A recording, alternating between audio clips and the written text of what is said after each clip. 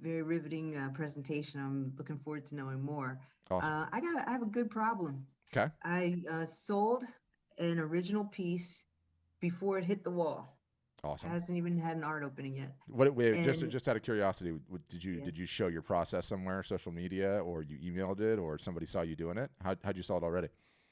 I was invited to a an art show, Mm-hmm. and the woman who saw my work previously got an opportunity to curate a bar space in DC. Mm-hmm. And so she reached out to the artists that she worked with before in another event. I was one of them, submitted. And when I was delivering it, there was a woman in the place and she said, I want it. Boom. Boom. Love that. Right. Yeah. But I did tell a little story about it. And I took the piece out of the curator's hands and I stepped back and I said, now look at it. And then that changed her perspective. I love that. So, so then the bar owners want one. Mm-hmm. The woman who's the curator wants one. Mm-hmm.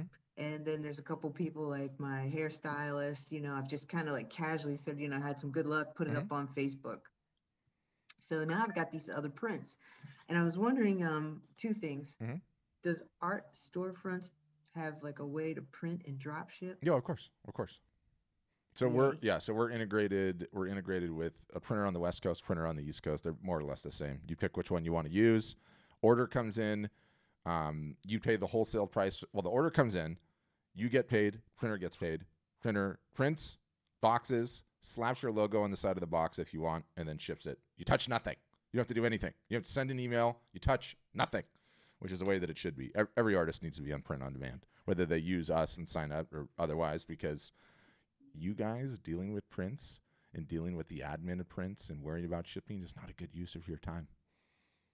Need that time Right. to need that time to go marketing. So did you already photograph the original and you're ready for reproduction? I did it yesterday. Yes. Boom, boom. You're cooking with gas. It sounds like you Mm. could be selling a ton of these. I can't wait to. I want to put it on like cups and cell phone holders or whatever, Yeah, yeah, yeah. I mean, if you had that many purpose orders it. for one piece, the market is telling you something, my dear. That thing is ready to sell.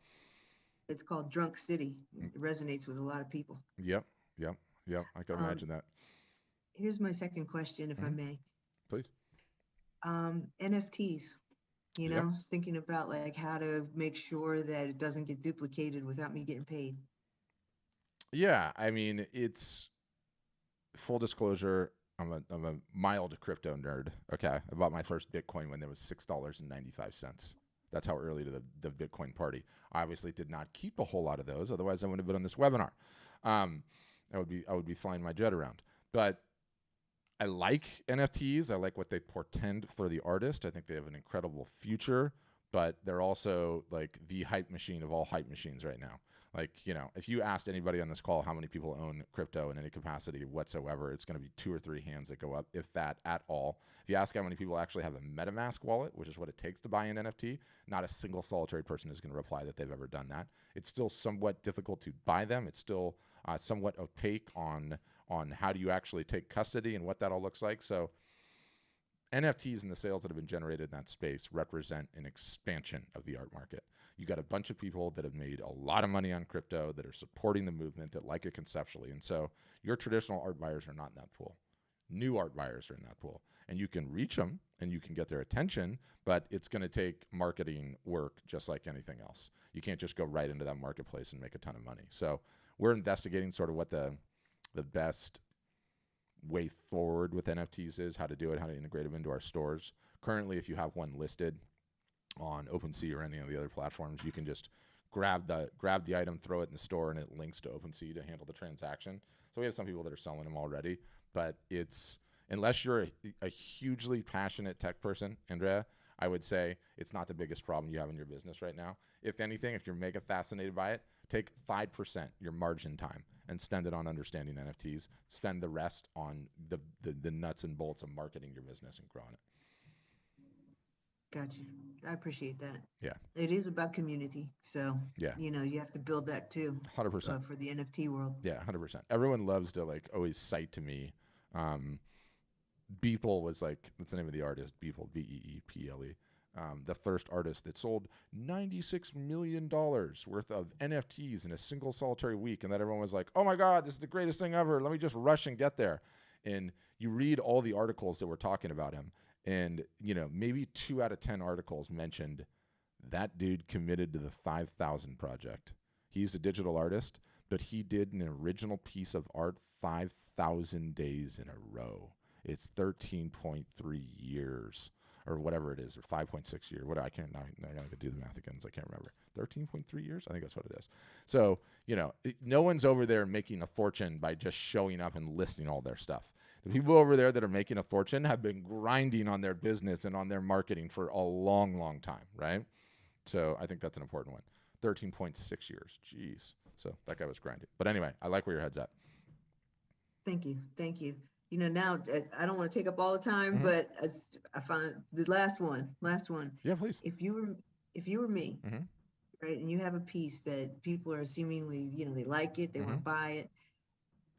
Do you put like like what number of prints would I start off with to actually sell? I Like would.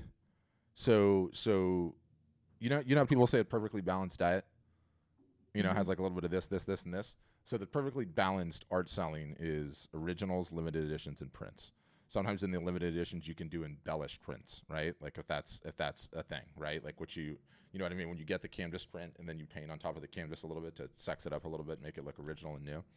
And primarily the focus with those 3 is so that you can have price point variability. You can hit the different price points. What did you sell the original for? $450. $450? Mm-hmm. You definitely sold that cheap. You definitely should have sold that cheap, especially if you had that many buyers interested in it. So, more realistic pricing is originals well over 1,000, sometimes multiple thousand. Limited editions from call it 800 to 1,200, 1,400, and then your open edition prints can start cheaper, and they go up to like 800 or 900 depending on what size and all the rest. So that's how I would go about it. I wouldn't cap myself at all, but I would figure out a way to make it a limited edition. I don't know what media type, because I would need to see the work. It would likely look best on metal, acrylic, canvas, But you can hand side the limited editions and include a certificate of authenticity, and then charge a bunch for those, and then the open edition prints will just kind of fall based on media type and size. Gotcha. It's chalk pastel on rag paper. Chalk pastel on rag paper. Okay. Mm-hmm. But yeah, thank you. your number one task is to go and create a whole bunch more of those. Okay, because you have that many buyers and print orders already in place. I think you're cooking with gas there. You're on the right path. Thanks, Patrick. Yeah, thanks, Andrea. Okay, next up is Josh. Go ahead, Josh. Hi, Patrick. First of all, I'll tell you, I thought you did a phenomenal job. You made it very understandable, and you seem to speak from a lot of knowledge, a lot of wisdom. Appreciate that. I was curious to know, with regards to the second portion of the triangle of 3 ways of selling art. So I certainly understand what you were saying with regards to getting the word out there or the presentation. I guess my question is, if I have an Instagram account and it's the same, 50 people who've been, finding me, I guess what I'm missing here is, that key to, the collector's list. How do I expand if people are not necessarily interested, or I've only been doing kind of static imagery and things like that. But that being said, I'm just curious to know, how am I to expand on that? Does it mean purchasing ads? What kind of things should I be doing, and how does Art Storefront help me with that? Yeah. So the short and the sweet is that you need to be doing a whole bunch of different things to grow that audience, right? And that's what we teach you to do all year long. Practically speaking, what your marketing ends up being is you have to be capturing emails all year long, and we teach you some unique and creative ways to do that. You need to be emailing those emails with a great frequency, at least once a week. Then you need to be regularly posting on the socials. You need to get your social profiles up to snuff so that they're following best practices. You need to start posting on them regularly. You say you've been posting nothing but static images. Let me ask you this question, Josh. If I hired you to sell knives for me door to door, what would you knock on the door? What would you have with you? I'm sorry If I I knocked hired on the door you, and what? Say if it I again? owned a knife company and I hired you to sell my knives door to door, Yes, when you knocked on the door, what would you have in your hand? I would have a knife. You would have the knife. You wouldn't have pictures of the knives, would you? No, that's a very good point. So That's if good. I went to your social media profile, which I don't even need to know because I already know what it looks like, just doing this a long time. There's very little pictures like this, are there? You actually holding the real thing that actually goes on the wall, that actually has 3 dimensions and is something that people can covet. The biggest mistake the majority of you guys make is thinking that your buyers possess the same God-given creative visualization power that you guys have as creatives. We don't have that. We need to be able to see this thing to understand that you're selling something that actually goes on the wall. In the sheer number of artists and photographers' profiles that I go to, that it's 2D image after 2D image after 2D image after 2D image. That's not what you're selling. That's you knocking on the door to try to sell knives with pictures of the knives. You better be a pretty damn good salesman to pull that one off. If you don't have the damn knives in your hand, this is the knife, then I don't know how you're going to sell. That's number one. So your claim, Patrick, is that if I am redoing my presentation in the way that you mentioned, then the algorithms in Instagram are going to pull up my video a lot more. No, it's not. There's no magical algorithm. The magical algorithm is the biggest bunch of bullshit in the history of mankind. Most people's problem is that they're posting the wrong stuff. They're posting inconsistently. They don't have a good balance of the post. They never show photos of themselves. And it's not any one thing that does it, right? Like if you get a ton of engagement, then yeah, maybe the algorithm will favor you a little bit more. But once you clean your profile up, and more importantly, once you just do all the marketing, okay, everything starts changing. Everything starts changing because none of you guys have ever done any of it consistently for any period of time ever, right? So it's never any one thing, and anyone that tells you it's any one thing is completely full of it. I get so sick of people saying, "Oh, take my course on Facebook ads." Like Facebook ads is going to do it. You will never see an ROI or grow the business unless you're doing all of it and doing all of it consistently. That's the good news and the bad news. The good news is that it really works. The bad news is you actually have to do that work. And, I know your deepest, darkest secret, Josh, along with everyone else on this call, you guys just want to create. You just want to create. And you don't want to market. And you don't want to do the business. And you don't want to sell. But that is not a job, right? And you guys want to make this work as a job. So it's a little bit of everything. And, Josh, where you are and the questions you're asking, I can just tell the way your mind goes. And my mind would have gone this way, too. It's not a knock. Like, what's the trick? What's the secret? What's the one thing? And what no one ever wants to hear, it is consistently 52 weeks a year focusing on your marketing, okay? And some of the things that you do the marketing consistently work better than others, but doing all of it consistently is what grows your fans, grows your followers, grows your email subscribers, gets people seeing the live art shows, gets people seeing the sales.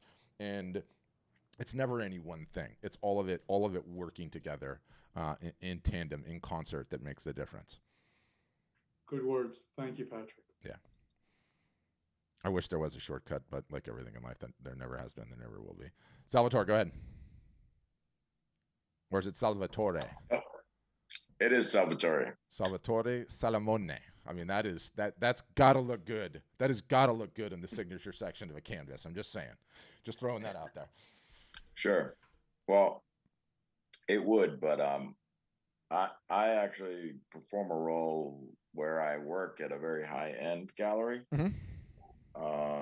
And my goal is to try to get more online business and clients that we need. Mm-hmm. Can I ask you a full disclosure question?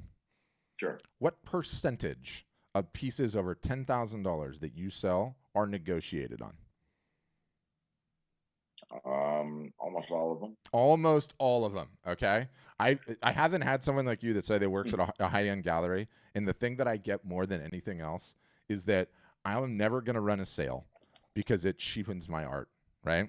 It cheapens my art and it lowers the perceived value. To which I always reply, the only 2 brands that I'm aware of that don't discount are Louis Vuitton and Tiffany's. And oh, by the way, if you got into Salvatore's shoes, he will tell you high net worth individuals, the ones in the inheritance business aside, did not become high net worth individuals from paying retail for anything ever. I mean, you negotiate, like the more expensive the piece, the more negotiation that goes on. And no one knows that. You guys keep that information completely siloed, I feel like, in your world. Yeah. By the way, definitely could be. did you listen to the 3 podcasts from Freakonomics? No. Oh my God, you're gonna flip out when you listen to this. Do I have it? Do I have it on the show notes page? So I don't know if you know Freakonomics, but they're economists that like write these just amazing stories. Where the heck did I have it? There it is. Let me see if I got it on here. And they did like a 3-part in-depth gnarly series where they tried to penetrate all of, like, they interviewed all the top gallery guys in the world, the biggest ones in it's not on this list, doggone it. Mona, will you Google Freakonomics art podcast? I've got to share with Salvatore, and then I'm sorry, Salvatore, I kind of hijacked your comments. Keep going. I'm going to send them to you. You got to listen. You got to listen to them. You'll love them. Sure. Yeah, I mean, we sell very high end art. Goes anywhere from probably 10 grand to 150 grand. Okay. And but I sit there and I come from lots of other sales, and I just think that, yeah, they missed the boat when it comes to connecting the online world to 100% represent them. How often? That's why. How often are you running personalized one-on-one Zoom calls with potential buyers to show them what you have in the gallery? That's definitely was one of my topics of conversation, and that's something that I told them that we need to do in today's world. Yes. So that's why they're running it a bit like 20 years ago. Yeah, that doesn't surprise me. Yeah, you should be changing. I mean, the question is, it's not your gallery. You just work there. I mean, I'm a sales guy there, so yeah. I mean, my job is to. I mean, I can tell I'm losing business, not because of me in the presentation, but just because of the way we do business in today's world. Yes, I think there's a lot you could be doing. You know, the question is, because you're commission based, if you're the one in grinding and doing all this stuff, how is that all going to work out, right? And this is the gallery here. Yeah. Jamali. Yeah, I mean, that's obviously, like I said, I mean, we're a small gallery, so there's basically the owner, there's the director, and I'm the sales guy. And so, of course, my job is to negotiate a big piece, and that's why I was looking at your products before.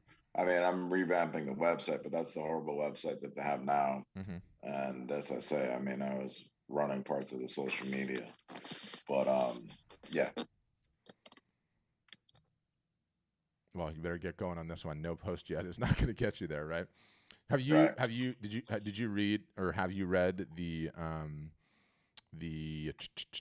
that art market report? So we'll get these things into the show note, but you don't just kind of need to listen to this. You 100% need to listen to this. And it's like, to be honest with you, these guys are so good, it would be entertaining even if this wasn't our business. Oh, I see this. Yeah, the art market, massive disruption. Yeah, I mean, I'm pretty high tech, so I'm already on the links. Okay, good. I'm working my ass off. Yeah. Good. I got it. Yeah, because that's why, again, I mean, one of my possibilities is I was gonna maybe take a role as an e-commerce consultant, and I'm like, you know what, I said, forget being in the gallery. I could probably make more money if you just let me take care of the online sales and just drive that. So yep. And you need to be running live. I mean, you have one of the most beneficial situations, which is, you have this beautiful space with incredible artwork all on the wall. So you need to get really, really good at running live art shows. Right. And that's what I was telling them. I literally, like, so I live in Newport Beach, which one city south of me is Laguna Beach in Southern California, which is like a massive art gallery spot. After they all started going down in COVID, I almost leased one of the, just went out of business spots, just so I could set up like the ultimate live art show operation inside, and contemplated doing my own gallery for a hot minute there, because it is the future.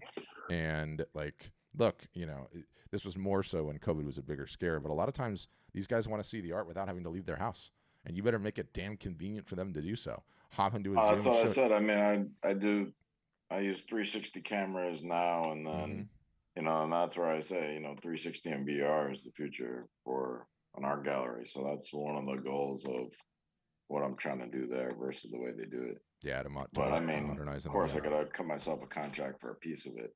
Yes, you do. But have you worked with some very high end galleries in the past? We've got some galleries on it that are more online focused than not, right? Yeah. It's super helpful to have the system and have the tools. You could make an argument like, the really high-end galleries, the majority of them, okay, usually are geographically blessed in the sense that they rely on deal flow just being in the right part of town, on the right corner, Sure. and having a name, right? Yep.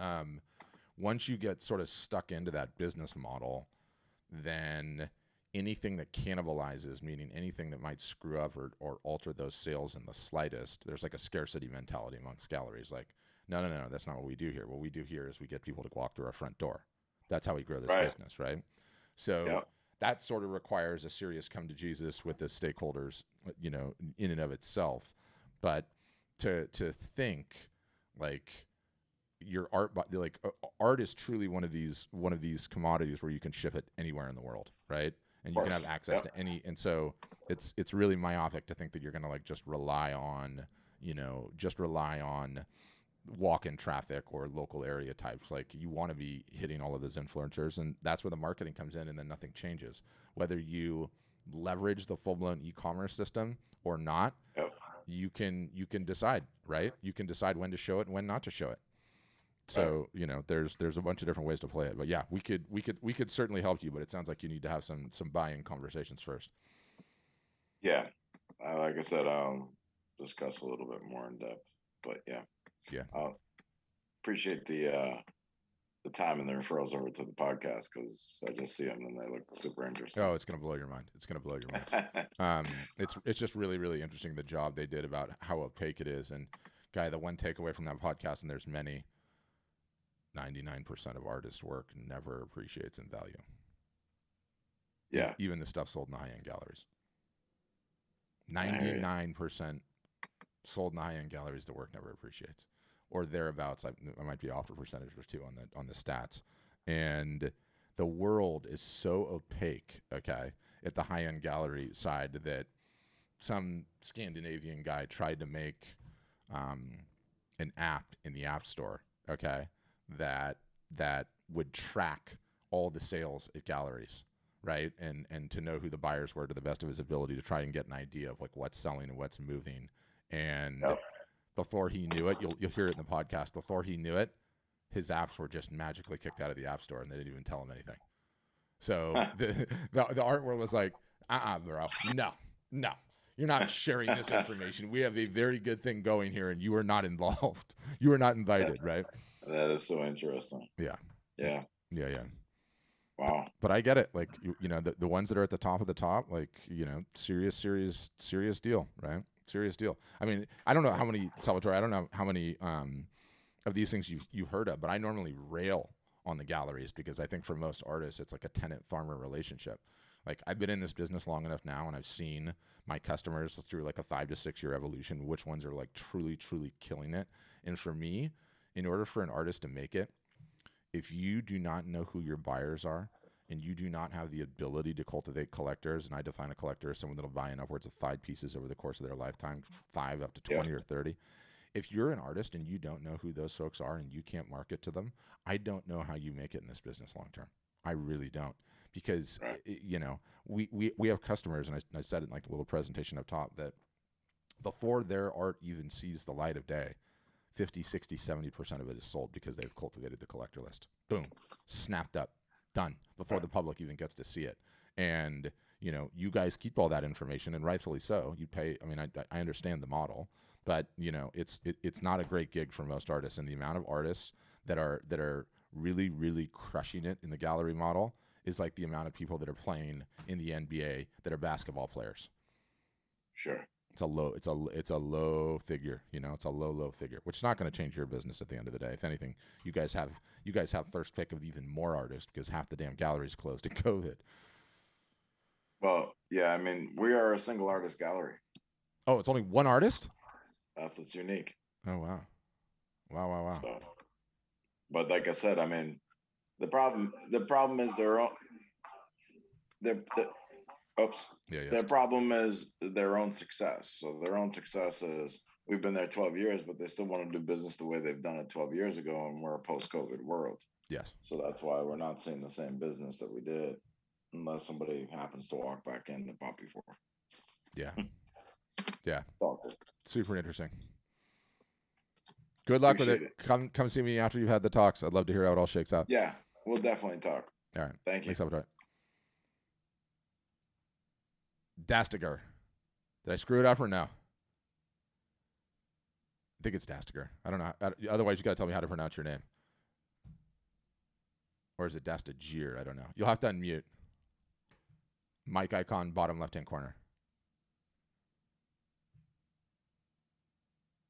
I'll let you know when you get it. That's that giant mic icon. Hello. Yeah. So how can I'm an artist and working in Bangladesh. Mm-hmm. Working in Bangladesh, Dhaka, Bangladesh. Mm-hmm. Yeah. Yeah, by the way, So, I have a friend whose aunt is the prime minister of Bangladesh. Believe it or not. Sorry? A Bangladeshi guy I know here is his aunt is prime minister of Bangladesh, or the leader. I can't remember if it's prime minister or leader. Anyway, side note. You're selling all your art. Are you selling all of your art in Bangladesh? Or are you attempting to sell it in America? Explain that to me. No, I'm selling mostly in Bangladesh, and some of them was collected by some Korean collector, and some of them are collected from some UK collector. That was connection of that Korean collector. Got it. Yeah, that is. Got it. Yeah. So that is done. Assuming you signed up with us, we would obviously teach you marketing, right? Which can help. I think the majority of the marketing that we advocate, I don't know how well the majority of the marketing we advocate works in languages other than English, right? Because it's it's like Western style marketing. So I don't know how beneficial what we would teach. I mean, that's not true. A lot of it is just marketing. It's getting attention, right? So you would obviously have to tweak things a little bit for the cultural differences that are in the Bangladeshi market. But ultimately, you want to grow out of the Bangladeshi market. You want the access to the worldwide market, and especially the North American markets, right? And so we could certainly help you with that. You'd be able to sell directly from the website into the West, into the Western world markets, and you could do all of that while still living in Bangladesh pretty seamlessly. Because I imagine, do you have a website now? No, right now I don't have any website. I have some publications done by some galleries and some publishing house, all these things. But and some interviews that are published in newspapers and some televisions and all these things. Are you active? Are you active on Instagram? No, I'm not active in Instagram yet. Okay, we got to fix that. Yeah. So, what should I do right now? What I'll do is I'll have somebody follow up with you, and they can kind of show you the product. We call it the demo process on Zoom. How do I pronounce your name, by the way? Dastiger. Dastiger. Yeah, got it. We'll have somebody follow up. We'll have somebody. It's pretty difficult for you. I know. Yeah, I know. I've spoken to like one other Bangladeshi who I said, I'm not kidding, his aunt is the prime minister of Bangladesh. But other than that, I don't get the opportunity to speak to too many Bangladeshis. So yeah, but it's a great name. We'll have somebody reach out to you though. Sound good? Sorry? I'll have somebody contact you. Sure. Okay, cool. And we'll follow up from there. Thank you. Okay, Austin, you're up next. You have to unmute, Austin. And Austin's Zoom background here looks exactly like my dorm in freshman year of college. Just hit the mic icon, Austin, bottom left-hand corner. looks like it's like right there, the little green one. You just click it once, and that usually unmutes you.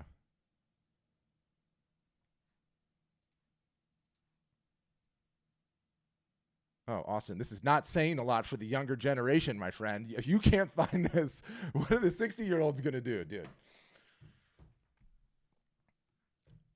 If you're on your phone, it's just a button, too. I can't tell if you're on your phone or if you're what. But you're definitely still muted. If you're on your computer, sometimes it doesn't let you unmute if you have, like, a jacked up mic or something. But literally, it's just clicking, like, right, this little thing right here. One click. Here, hold on. That mic icon. Boom. I'll try one more time to do it on my end. Ask to unmute. Still have to do it on your end. There we go. There we go. Now we're talking. Right on. Where do you live, dude? Are they just on the wall? Do you surf regularly? No, I do surf regularly, but I live in Austin, Texas now, so not as frequently as I'd like to. No, you're saving your money and then driving to Waco to go get in the wave tank.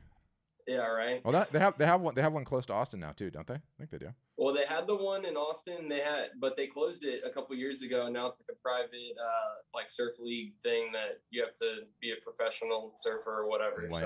Lame is what it is. Yeah. Yep. But I was asking, so I'm a mural artist, and I do other art as well. You know, I have shows and stuff like that, and I sell quite a bit of prints on Instagram and off my website and that kind of stuff. But I've been trying to figure out how to go about making money off of murals more than once. And I don't know if that includes, like, I'm not really a great photographer or anything like that, but just kind of trying to figure out how to do that where I can make money off of my paintings more than once, obviously, but the murals seem to be a little bit harder because you don't want to send, you know, a photo of a building or of a wall. So I don't know. I guess I was just kind of seeing that's more of where I was interested in kind of what you guys did. And I don't know if that would just be from a marketing, you know, standpoint to where I could just get more viewers and get more murals, or if that's from that's how it happens. Maybe there is a way to market that. I'm not sure. That's how it happens in the real world. Like everyone thinks like, oh, what's like the special technique or tactic or hack to like just go and get more mural gigs, right? Well, it's like know a bunch of building owners. Right. See, I've got plenty of mural gigs. That's not necessarily the problem. It's more so of like, you know, with my paintings, I can make a painting, sell it, and then continue making money off of it. But with the murals, it's kind of a one and done kind of deal. Yeah. I see. You know what I mean? You're saying, how do you reproduce it? Right. Got it. It's a really good question, and I'm not even sure anyone solved that. Because I know we have a bunch of people that are doing murals, but I've actually not seen a situation where anyone does it on a smaller scale. Guy, there's this one guy I follow. What is his name? I'm trying to think. Who's really sick at murals. He's like this LA artist. If he's not doing it, I don't know who else would be doing it. It's a damn good question. Like, how would you even, you know, even if you could photograph it, you know, you light it and photograph it, especially the big ones, right? Right. How would you shrink that down? I mean, I suppose you could shrink it down on like Photoshop or whatever, or start doing some smaller ones. That's a really interesting question. I've thought about doing it, like marketing it more towards maybe like hotels or restaurants or things that would like to have cool photos that, you know, are already kind of doing that. But I don't know. I guess I've just been kind of thinking on it and was thinking maybe you guys might have some ideas or something like that. Yeah. So. I mean, step one is just go onto Craigslist and hire someone that's a good photographer. Go, I want you to shoot this thing to the best of your ability, and then get it into Photoshop, play with the sizes, and it's, you know, it would obviously have to be a pano, right, or like a triptych or something to probably fit on a wall, but shrink it down and see what it looks. I don't know what the right answer, because it's like, what time of day do you shoot it at, or do you have to get, you know, serious lights to like be able to reproduce something that's like decent? Because I imagine the majority of your murals are pretty damn big. Yeah. Good question. I don't know what the right answer is, or paint smaller ones on canvas. And just call them murals. What do? Do you just spray cans? What's that? Do you use spray cans or brushes, or what do you do? Yeah, I use spray cans for the murals. Well, it kind of depends. Like I just did one yesterday that was a little bit smaller. It was for a like hair salon, and so that was like a color splash kind of mural. And so I use like sponges and brushes and all kinds of stuff for that. But then for the, like, I'm doing a 40 by 60 foot one in South Austin here pretty soon. And that's going to be all rattle can. But yeah, it just kind of depends on what it is, you know. Rattle can, I love it. Throw your Instagram in the chat. I want to see what it looks like. Yeah, right on. Where is this? Sorry, I'm not. I only know how to make art. I'm not good at. Yeah, you got to work on it. The chat on the bottom. The reason I'm spending extra time on you is because kids. How old are you? You're in your 20s or you're in your 30s already? Yeah, I'm 28. Yeah, so kids in their 20s usually don't come on these calls. They usually don't. I'm actually curious to hear how you found us. But the reason I that gets me excited is because if you start playing the game with the right rules now, did you see my little presentation on the front end or no? I did. If you start playing the game by those rules now, and then you contemplate your career in another 20 years, where most people are aged or on this call, you are going to be cooking with gas, brother. You're going to be in a freaking epic spot. Okay, so the collector list is everything. You need to treat those people like they're staying at the Four Seasons. Reach out, update them, send them the Christmas card. Okay, even if you don't have a Christmas card, start making a Christmas card. You know, you really want to take care of these people. But we're just going to look now because we're invested. Which window did I have up? And did you used to live in Southern California?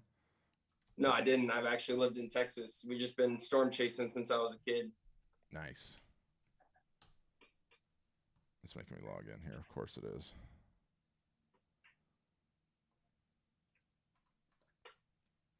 What do I have wrong? JOST 3. It's just OS. No J. No, just OS. It was your typo. So OS, give me the rest of it. Oh, no, it wasn't your typo. It was my typo. I'm sorry. Let me take it back. It's on me.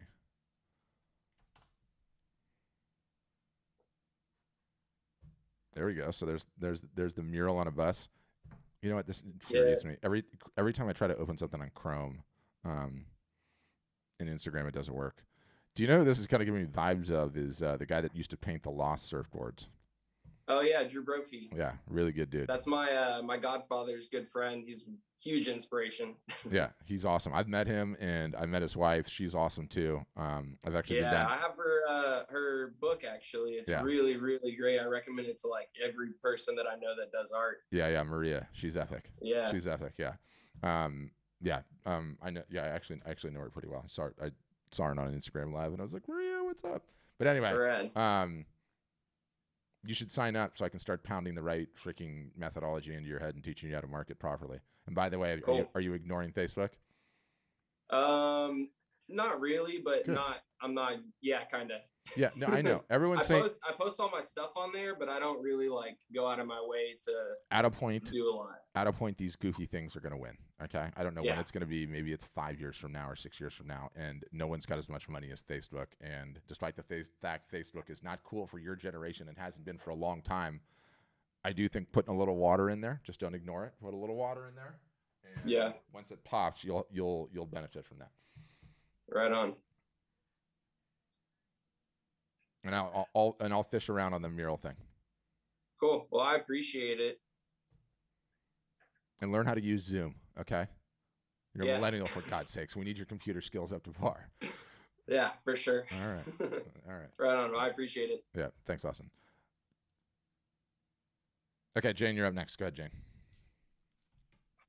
I just had a note for Austin, thinking about murals and the size. Mm-hmm.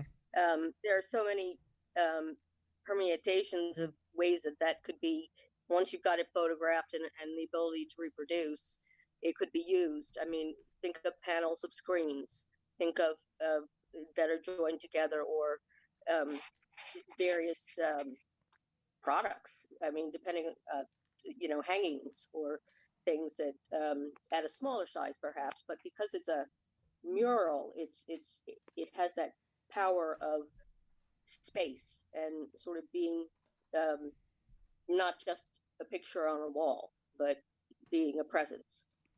And just want to throw that out there. Boom. A little bit of help there. I love that. Thanks, Jane. But yeah, I love contemplating, like, what's that one thing you would go back and tell your young self, like peace with vice? It's like, dude, work the process now and give your, especially in this time when you have all the time to grind and you have no wife or children, to deal with, and school and everything else, and you're free. Oh, you've got 2 kids already? Oh, you got 1 kid already. All right. Well, you're already in the responsibility bucket. Welcome to the club. Still, you're still young enough that, like, you know, with years and years and years of grinding, you could get into your 30s and have like a serious business, which is the goal, right? Which is the goal. All right, David, do you want to talk, David? Or you sent me the message privately. I can see, but I'll unmute you anyway. Yep, gotcha. Hey, how's it going? Good. So where are you at in your journey? Tell me. Used to be a photographer. Did it for years. Got burned out doing weddings and so service-based photog. Yeah. Yeah. And kind of getting back into it, or have been back into it for a little while, and just want to make at least a side business or make it my business in the future. And so you want to grow the fine art portion of it is really what you're saying. You know, the service base is all well and good, but you know, anyone that does it for any period of time realize you're trading dollars for hours, and eventually you are going to burn out, right? You're going to burn out pretty hardcore on it. Yes, sir. You need to sell that work to people not named mom, dad, brother, sister, family, friends. Have you attempted to do that in any capacity so far? A little bit, doing a little bit of hashtag stuff on Instagram and just trying to get my name back out there. What I would do is I would get pot committed, and depending on what part of the country you live in, I would just take the plunge, get a booth at a local fair or show, get some prints made. Probably don't have enough prints right now, and go get in that booth and see what happens.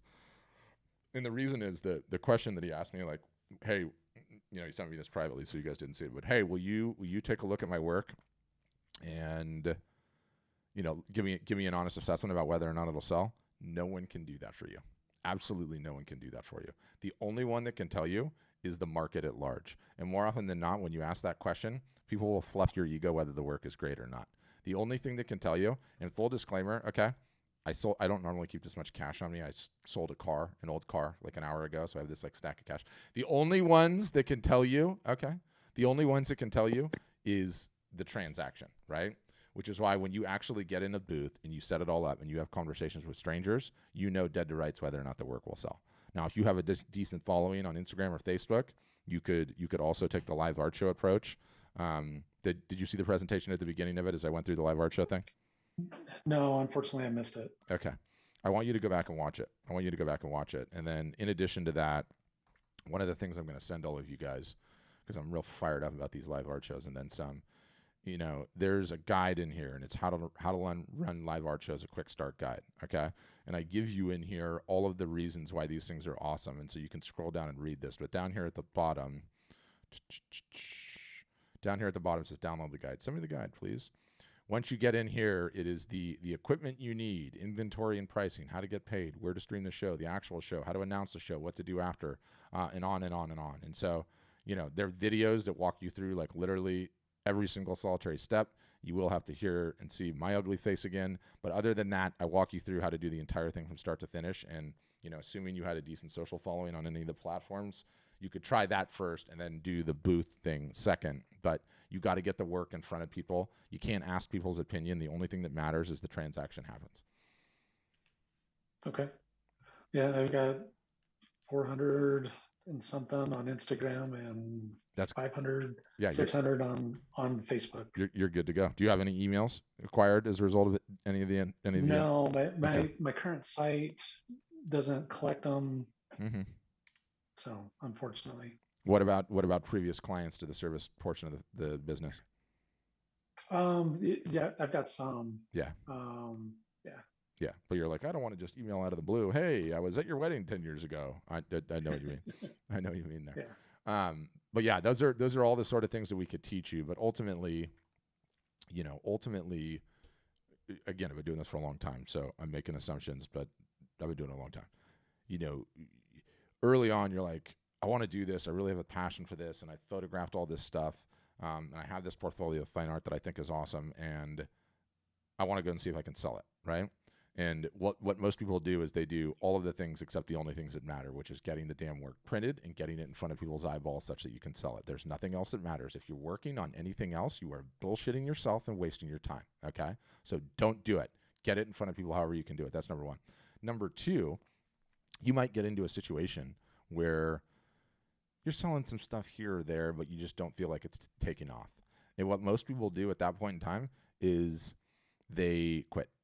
And they say, this is always just going to be a hobby. I'm never going to make it. Or they say, I should have listened to my mom. This was always going to be a hobby. What they don't understand is whether on the art side or whether on the photography side, the game is actually really archery. And what you guys all do is you walk up to the archery target with your one arrow and you draw it back and you shoot. And if you're just firing one arrow, chances are you're going to miss the target and go into the neighbor's yard, right? Where most people do is they quit right there. What they don't understand is that when Pablo Picasso died, he had over 45,000 unsold works in his inventory. 45,000. That guy could have sold any and everything. So what did that guy do? He understood that it was a game of archery. And he created some stuff, and if nobody wanted it, he didn't quit, or he didn't say, I'm a terrible artist. He's like, market doesn't want that. Let me go create something the market does. And along the way, he made a bunch of mistakes, and some stuff didn't hit, and some stuff did hit. But the only reason he knew is because he did the different stuff, right? Which is why you got to get that. You got to get that work. And if you haven't sold anything aside from onesies, twosies, pick the ones that you think are going to be your best sellers, and print those up, and go see if you can sell them. That's the game. Okay. Yeah. And what you can't rely on.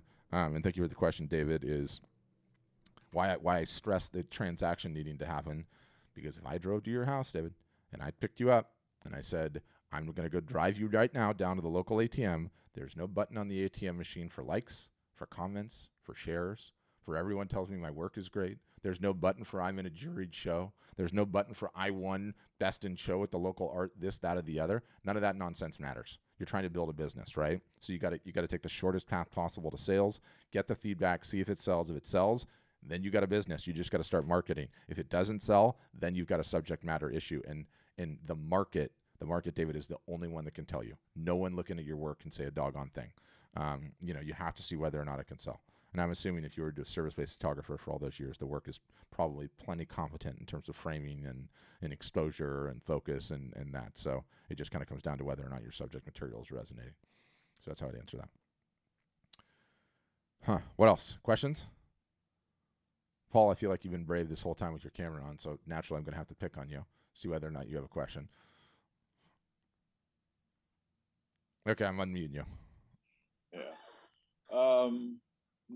Not particularly. I'm learning a lot from this. I mean, I've been painting for many years, and I have a huge backlog of stuff that didn't sell that's in a storage unit right now. It's costing me money, and that just doesn't seem fair. So I'm just trying to get some ideas here for marketing, because I've never concerned myself with marketing. It always was something that I didn't really feel I grasped. And I didn't really want to get that involved in it, because it kind of took me away from what I call my flow, which was what created the work. Yeah. And I always told myself, well, I need to find a manager. And of course I never did. No, I wasn't really looking for one. I know.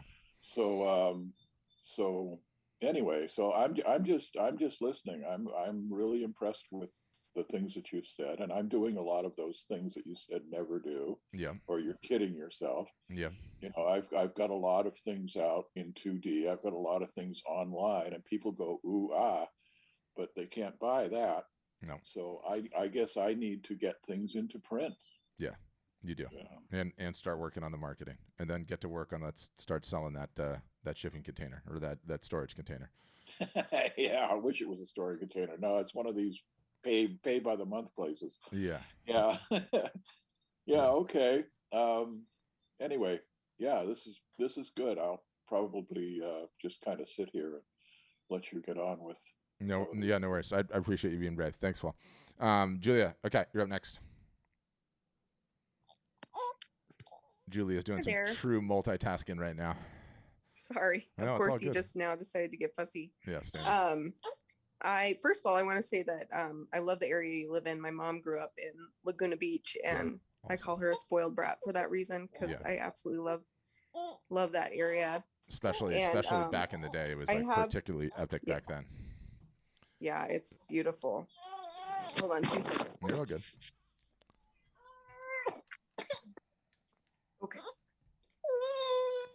I've been painting for a few years. I'm self-taught, and obviously the marketing part of it and everything is where I need to learn more. My questions are related to art fronts, storefronts. Do they help at all with like getting a business license, or the steps you need to take to actually become a legal like business and when you're making money? All that stuff is super easy to do. We don't necessarily help with it because of 50 states, and knowing all the rules for all the states is unwieldy. Right. And I kind of but it's really thought easy. that might be your answer. Yeah, it's so really that's easy. great. I hope it is easy. Yeah. The only problem you have is selling the work. Everything else, I mean everything else, is pretty easy. No kidding. But you know what everyone does? They stress about the things that don't make sense and matter, right? Like, you know, maybe you left your own devices, and I'm not saying you would do this, but perhaps would like stress about that business license for like 3 months and try to figure it out and talk about it and think about it. And it's like, well, wait a minute, you haven't sold anything. Focus here, which I don't know if that's your case or not, but anyway, keep going. So mostly what I've done over the last 5 years has been commissions. And I'm trying to actually get away from that a little bit and create some of my own pieces and kind of figure out what I like to create myself. Mostly I kind of fell into that pet portrait niche, which I don't necessarily want to be in. Yeah, it's a tough one.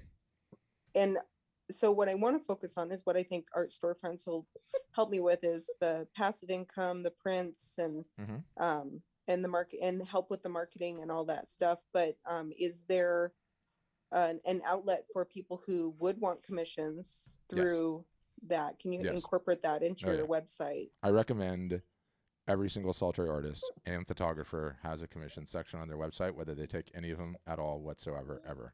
Because a commission at the end of the day is, hey, Julia, I really like what you're doing, but whatever you're doing, it's not working for me, but I like it. And so here's what I want you to do. And it is a fantastic way to generate ideas into what subject matter materials you can go into. Now, I agree on the pet one. The pet one is easy. There's a ton of demand. The problem is nobody ever wants a print of a pet. Nobody wants a generic Rottweiler photo. They want their damn Rottweiler piece, right? And to be honest with you, I love this gal, okay? She's amazing. And pet portrait niche, commissions. And she just quit to go sell software because she's like, it was just destroying me. It was like one pet after another pet after another pet. And we tried to help her find some, do 80% of the drawing for her, help, and then she would just finish it off. But she couldn't get any of them to click. And she would open up these limited edition sessions and sell like $30,000 or $40,000 worth in one session. And then she would have to go and do all of them. And while she was doing great, she's like, all I can do is the commissions. All I'm doing is just like giving myself carpal tunnel syndrome, and there's no future in it. So it's a really lucrative niche in the sense that people are like dying to have those works. They're diehard about them, but it's a really hard one to ever make any serious money in, I think. Yeah. And I would really like to kind of get away from it. Yeah. Yeah. We can help you for sure. Okay. Awesome. Thank you very much. Yeah. Thanks, Julie. Okay, Mary, you're up next. Can you hear me? I sure can. Okay, great. I'm supposed to be helping an amazing airbrush artist. He does portraits, and he does it like airbrush by hand. It's not like the big, car ones on this and anything. It's actual like portraits of Marilyn, portraits of Einstein, things like that, and then his own designs. Okay. I do have a Facebook page set up for him, but I don't know much. Things are moving so fast, like you said. So I don't even know. I'd like to know more about where to start to really push it. And then he also has a collection of designs, and it went really well in California, Santa Cruz. Like he did a design for the school before they went to their own. And so he's very, very talented, and it does sell. I'm not sure that I have enough awareness of how to effectively market him. Yeah, I gotcha. What are his sales at, like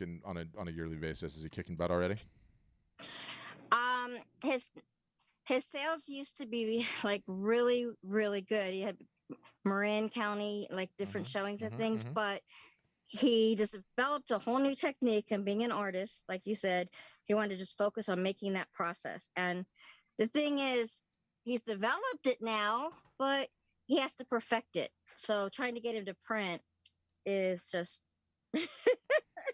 frustrating because it's never done enough for him. Yeah. Uphill battle. I get it. We could certainly help you guys, but somebody's got to do the marketing and learn how to do the marketing. And I want to learn how to do it. I mean, I'm very excited about. He has a collection that he is willing to start with hamster designs that are just fantastic. They're just simple, but they're catchy and they're great. And there's been a huge demand. Okay. But like I said, I need to learn if I'm going to be taking all this on. Yes, you will. And got to decide. What I would do is I would get both of you guys together in the same geographic place and go and request a demo or schedule one. There's links in the chat, and what that'll allow you to do is, they'll walk you through what the whole software and platform is and the education product and everything that we do. But it's important that both of you guys are on that and you see that, and you get all the pricing, all the packages, all the bells, all the whistles, all that, and then sit down and have like an honest chat between yourselves, like, okay, does this seem like something we would do? Do we feel like this is a good fit? Do we want to work on this? Okay, let's go, or not, right? Thank you. I think it'll be it'll be helpful for both of you. Thank you very much. Yeah, he has me marketing him on Facebook, but that's limited, So yeah. Thank you very much. That's what I'll do. Yeah, that's my pleasure. Thanks, Mary. Okay, next up is Stacy. Let me get Stacy. Unmute you. Go ahead, Stacy. I'm coming. Hold on. Yep, I gotcha. Hey. So I wanted to first, I've been following you guys for years and years and years and years. And so at some point, oh, awesome. It's going to happen. Awesome. But I wanted to thank you first for the info that you provide.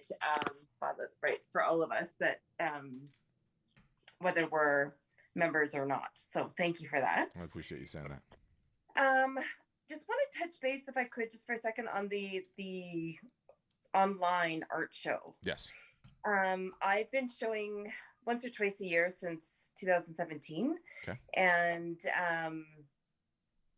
mostly successful, which I'm grateful for.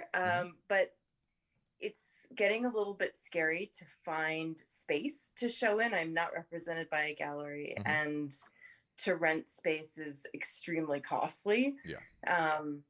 If you want to have a decent show at all. And then I can't afford to be out the $800 for a night if I don't sell anything. So yes. Really interested in doing the online show. And I guess I just wanted to get a gauge from you, if possible, on like the first timers that have tried it, kind of what the success level is like. I know what you put into it is what you get out of it, but yeah. So curious. Yeah, I'll answer it two ways.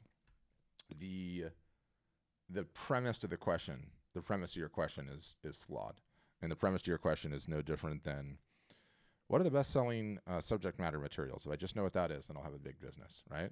What's the minimum size email list that I must have to generate a big business? If I join Art Storefronts, how quickly will I get an ROI? What are the best-selling price points? If I just know the price points and I put those into the business. And the premise underpinning that question is that there's some sort of magical formula that works for everybody, and nothing could be further from the truth. And believe me, I've tried. I've looked and looked and looked and looked and looked.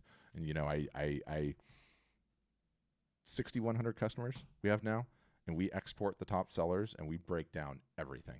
Facebook followers, Instagram followers, number of emails they have on the list, number of sales that they've run in a year, AOV, their average order value on each order, their sizes, their media types. And for years I've done that, going, what is the damn mathematical formula, right? What is the mathematical formula that I can like better apply to like my customers and their marketing so they understand where they're at? And I constantly run into situations like this. We have a gentleman that has 1.3 million followers on Instagram. He's a big name. And then we have a gal that has 5,000 followers on Instagram. She outsells him 50x. 50x. And you look at that and it's like, put that in your mathematical model, right? Yeah. Here's what I can tell you. We have an in-house marketing agency too. We don't really talk about what we do. I offered to 25 customers a service called the Live Art Show Producer, in which they get our help helping them run a live art show, one a month for an entire year. And we had 25 people sign up. 17 out of the 22 made over $500 on their first one. Sweet. 3 didn't. Yep. 3 didn't. So the good news is it doesn't cost you anything, so don't worry about it. You can do thousands of them. Exactly. That's yes. great. Yes. Yeah. Perfect. I appreciate the time. And, just, and did you see the guide that I'm sending everybody? Yes. Okay. Yeah. Follow that. I'm going to. Thanks a lot for your time. Yeah. Thanks, Stacey. All right, Rita, you're up. And I still can't hear you yet, Rita. You got to hit the mic icon and mute. Bottom left-hand corner. Yeah, you're close. I think you're going to find it in just a sec. Come on, Rita. It's yep, gotcha. Okay, stay there. I wanted to say to Salvador, I love Jamali. That's fantastic. Oh, you know the artist? And I saw him in a movie. His work, it was sliding glass doors with like 9 feet by 9 feet each door. Oh, that's really cool. And I took a picture of it, so I know I have it. But anyhow, he's fantastic. That's awesome. I'm assuming maybe that guy's in New York. Is he still alive, by the way? The artist, do we know? Yes, he is. He still is. Yeah. Yeah, this thing is moving. Okay, so then I think you said to that last person, probably don't do commission work. No. No. I think I like commission work. It has a very important role in it's a little bit different for every business. What we were talking about specifically are commissions of people's pets. Right. That's and it. They like, yeah. Yes. Yeah. And even in that case, it's not something you shouldn't necessarily not do because it's a great source of revenue. But in terms of a long-term arc of success, it's really hard. It's really hard to paint people's pets and ever get something that you can sell more than one of. Right. Okay. Yeah. Okay. I had done some large Marilyn Monroe's with the collage painted there, and then they were like 3 and 4 feet. Mm-hmm. We sold them to people that saw them, but we didn't really do much with them. Mm-hmm. Then I was thinking, I'd like to do it, but you might tell me not to, for weddings, for some artsy photo of the bridegroom or the bridesmaids, whatever, and do something artsy, and then have your bags printed with that picture to give to all the guests when they come to the wedding. But the problem is the best photos are going to be after the wedding, after the photographer takes them. Yep, that is very true. So, that is very true. Anyhow, I thought I'd like to do that because it would be a niche. Yeah, it's a good niche for a lot of people. We have a lot of customers that do like live painting at events, oftentimes weddings too, and those seem to be a big hit. But again, it's a service-based portion of the business, right? Less so than a fine art portion of the business, but it still can be an incredibly valuable revenue stream to have in a business. It just shouldn't be. It could be a hook to get people in. Absolutely. And I also wondered, could I sell some of my art that's not my art? Tag that along from. Yeah. I mean, might not be the best to do it at the wedding, but yeah, No. You would certainly. I just meant on a website. Yeah. Bring in the custom stuff, put on what we do have, and then try to sell some of my expensive art that I don't really need anymore. Yeah. If I could. So that's okay, I guess, as a combination of a whole website. Yeah. Okay. All right. Thank you. Yeah, thank you. Okay. All right. I think I've talked myself out of steam. Guys, thanks for attending today. I will send you an email with a video and all of the links and resources and bells and whistles following up right after this. And I'll get you, Jeannie, don't worry. Jeannie put her hand up and then she put it down. If you just found out about us, no worries. But if you're like, okay, these guys might know what they're talking about, definitely go and get a demo. It is free. There's zero commitment. It is the 1 hour, behind the scenes, see all the bells, all the whistles, all the plans, all the marketing, and then you can decide if it's a good fit for you guys or not. Mother's Day is coming up. Mother's Day is actually a pretty tremendous art selling holiday. So there's still time to get your website up, live, running, ready, and get working on your first marketing initiatives and participate in that sale. Fundamentally, this business is about normal marketing, sale, normal marketing, sale, normal marketing, sale, and then the year repeats and you do it again and again and again. So Mother's Day is a great opportunity to get started. Go ahead, Jeannie, or Janice, sorry. And you'll need to unmute bottom. Yep, gotcha. Oh, that's weird. It shows you're unmuted, but I can't hear you. I see you're on a phone, but it's doing something weird, Janice. I don't know what. Okay. Oh, there you are. Now I got you. Okay. Yeah, I actually wanted to know, what are your thoughts in regards to artists surviving in this time when NFTs are blowing up, and how to basically get out there? Yeah, the NFT is just, it's like it's a gold rush right now, and everyone's like, ooh, NFTs, let me get over there, let me get a piece of that. But do you own any crypto at all? Janice, do you own any Bitcoin or Ethereum? No, did purchase some NFTs, but it's like, not really sure. I've been pretty much more inspired to just do my own for certain causes.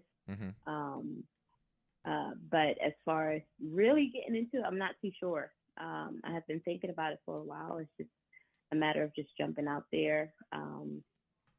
But yeah, I just wanted to know like your feedback on that. Yeah, I would focus primarily just to start before I even got into NFTs and selling my art in the real world. Before I tried to do it via the NFT process. Because the NFT process is there's just a ton of additional friction and cost every single solitary time you attempt to do it that way. When you're saying like, hey, these NFTs sounds like they're blowing up. If I can just get over there, I can sell. When you just need to sell at a local show or fair, or sell via your website, or sell via Instagram or Facebook, and see if the work will sell. If it sells and you love technology and you want to get into NFTs, get into NFTs. Otherwise, I think it's a waste of time, because essentially, you have to get eyeballs. You have to get the art in front of eyeballs. And just because you made an NFT doesn't mean anyone's going to look at it. There's still marketing required there, right? So I would say if you're selling really well in the real world, and you're really passionate about technology, and you're passionate about the blockchain and crypto in general, then jump into the NFTs. Otherwise, I wouldn't do it right out of the gates, because it's a lot harder than trying to sell in the real world. That's what I'd say. Thank you. Yeah, thank you. Yeah, it's like everyone hears about like, oh my gosh, things are blowing up there. It's so crazy in NFT land. But there's no shortcut. There's never been a shortcut, sadly. If there was, I would have taken it years ago. All right, guys, thank you. I appreciate all of you. I hope you enjoyed the session. Hope you got some value out of it. I will send you the replay. Definitely get a demo if you feel like, hey, these guys know what they're talking about. And I will work on emailing you less. I know I email too much. It's a problem. I'm going to rehab for it. No, I'm just kidding. Yeah, I think we'll leave it there. Appreciate you guys. Have a great rest of your week. Bye now.